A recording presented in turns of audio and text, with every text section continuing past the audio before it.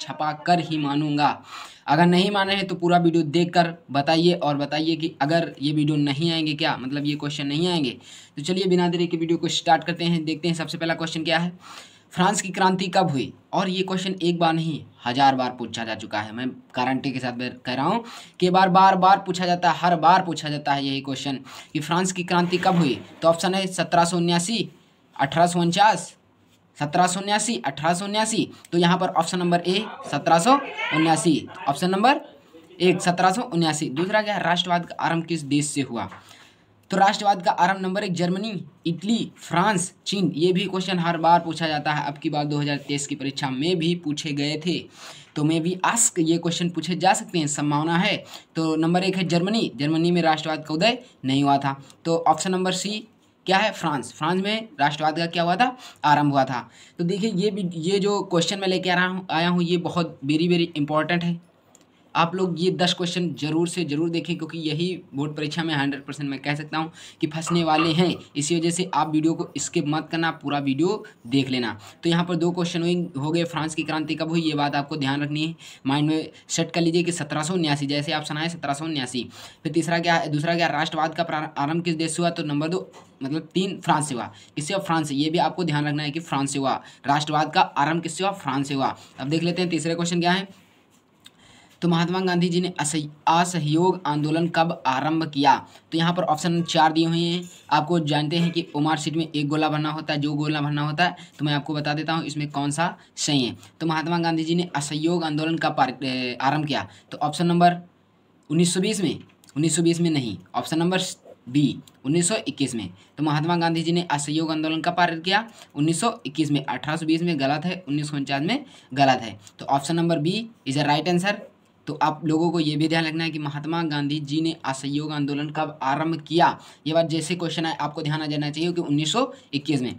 तो चौथा क्वेश्चन देख लेते हैं क्या है, महात्मा गांधी जी दक्षिण अफ्रीका से वापस कब आए। तो महात्मा गांधी जी भैया दक्षिण अफ्रीका में गए थे आंदोलन करने, तो वहाँ से कब वापस लौटे। तो ये हमें हमारे क्वेश्चन में पूछा जा रहा है, और ये 100% मतलब बार पूछा भी जा रहा है और इस बार भी पूछा जा सकता है, इसलिए आपको ये क्वेश्चन कंप्लीटली याद कर लेना है। महात्मा गांधी दक्षिण अफ्रीका से वापस कब आए। तो ऑप्शन नंबर ए है 1915, और जो यही सही है। तो महात्मा गांधी दक्षिण अफ्रीका से वापस कब आए, 1915 में। ये बात आपको अच्छी तरह से ध्यान रखना। और ये जो दिए होंगे 1916 गलत है, 1919 गलत है, 1922 क्या है, गलत है। Option number 1 1915 is a right answer. तो ये बात आपको ध्यान रखनी है, महात्मा गांधी दक्षिण अफ्रीका से वापस कब आए। तो यह बात जैसे होनी चाहिए, तो 1915 में आए। कब आए, 1915 में आए। देख लेते हैं पांचवा क्वेश्चन क्या है, साइमन कमीशन भारत कब आया। क्या कह रहा है, साइमन कमीशन भारत कब आया। तो यहाँ पर देखिए भारत आने की बात कर रहा है साइमन कमीशन, क्या भारत आने की बात कर रहा है। एक बार पूछा जाता है कि मुंबई में कब आया,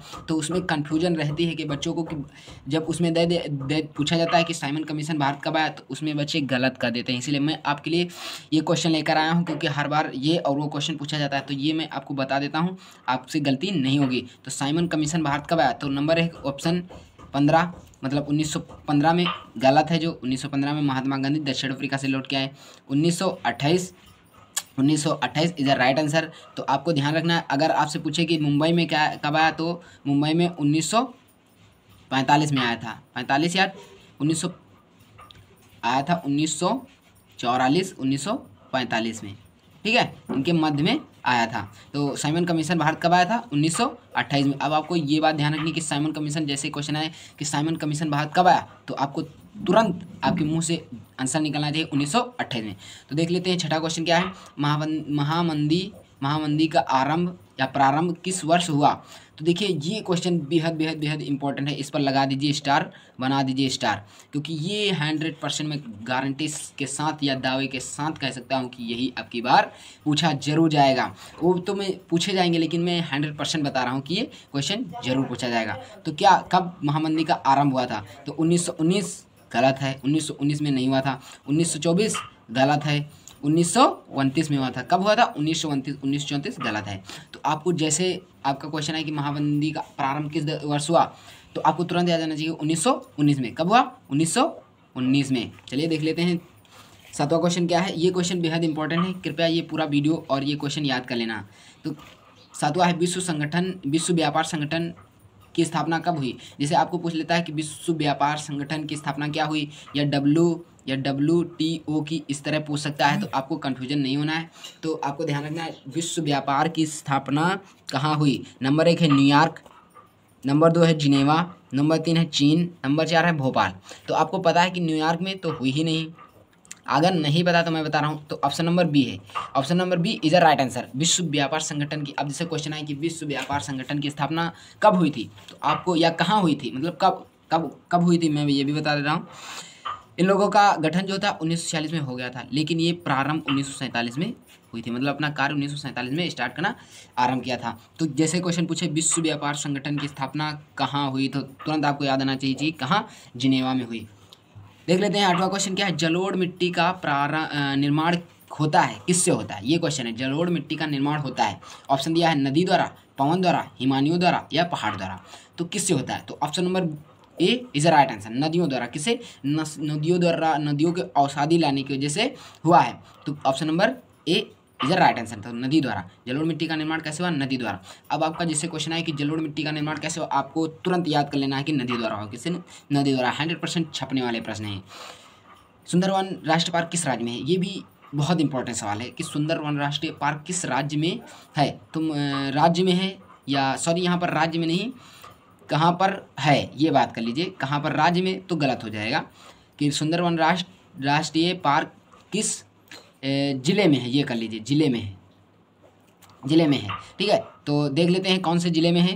तो नंबर 1 है भोपाल में, भोपाल। अब मैं आपको यहाँ से कुछ राजधानियाँ भी बता देता हूँ। भोपाल किसकी राजधानी है, आप कहेंगे कि मध्य प्रदेश की राजधानी है, नहीं कहेंगे नहीं पता, तो मैं बता रहा हूँ कि भोपाल मध्य प्रदेश की राजधानी। ऑप्शन नंबर बी आता है कलकत्ता, यानी कि वर्तमान कोलकाता भी कह सकते हैं, कलकत्ता या कोलकाता। तो सुंदरवन राष्ट्रीय पार्क किस राज्य में उपस्थित है, कोलकाता में उपस्थित है। किसमें, कोलकाता में। और ये किसकी राजधानी है, पश्चिम बंगाल की। तीसरा ऑप्शन क्या है, लखनऊ। तीसरा क्या है, लखनऊ। लखनऊ तो आप सभी लोगों को पता होगा कि उत्तर प्रदेश की राजधानी है। क्या, उत्तर प्रदेश की राजधानी। नागपुर, नागपुर क्या है, नागपुर ये ग्रीष्म काल की महाराष्ट्र की राजधानी है। ठीक है, ये बात आपको ध्यान रखनी है। ये भी क्वेश्चन बेहद इंपॉर्टेंट है, क्योंकि ये पूछा जा सकता है और ये राजधानियाँ भी पूछी जाती हैं, इसी वजह से मैं लेकर आया हूँ। तो यहाँ सुंदरवन राष्ट्रीय पार्क किस जिले में है, तो ये बात आपको ध्यान रखना है, कलकत्ता जिले में। जैसे क्वेश्चन पूछे आपको तुरंत बता देना है। फिर लास्ट क्वेश्चन क्या है, चिपको आंदोलन संबंधित है। चिपको आंदोलन किससे संबंधित है, किससे संबंधित है, तो आपको पता होना चाहिए कि पहाड़ों से तो संबंधित नहीं, नदियों से, मिट्टी से नहीं। ऑप्शन नंबर ए पेड़ों से। क्यों हुआ था, ये कहाँ हुआ था, ये आपको बता दूं कि पेड़ों की कटाई के लिए मतलब पेड़ों की कटाई को रोकने के लिए चिपको आंदोलन चलाया जाता है। चिपको आंदोलन किससे था, कि मतलब पेड़ पे लोग क्या होते थे, चिपक जाते थे, क्या हो जाते थे, चिपक जाते थे। इसी वजह से इसको चिपको आंदोलन कहा गया।